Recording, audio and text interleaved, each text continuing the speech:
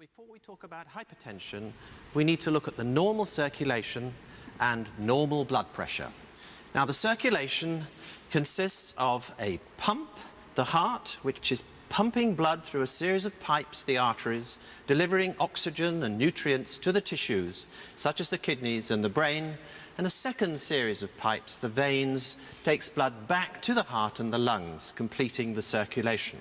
Now, here we have a series of small arteries, red blood cells and white blood cells flowing through, and a critical layer of lining cells we call the endothelium, which separates the blood from the other aspects of the blood vessel wall. And importantly also are the muscle cells in the wall of the artery, giving the vessel its elasticity. Now, when we measure blood pressure in arteries, and we measure two numbers.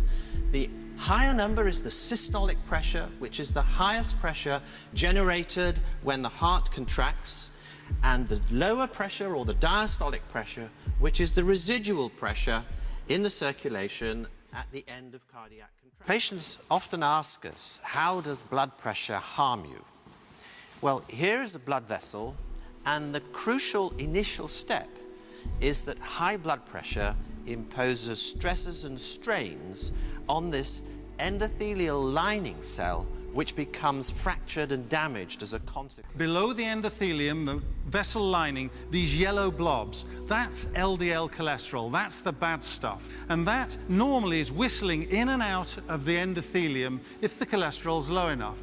But under certain circumstances, it gets trapped underneath. And as it does so, these big white and blue blobs, these are migrating white cells, come through the damaged lining and they take up. Now, the bad fat in your body is the abdominal fat, which we call the visceral fat, because the cells in this fat produce hormones and chemical substances that get into the bloodstream and cause damage to the blood vessel wall. They're shown as the green spheres here.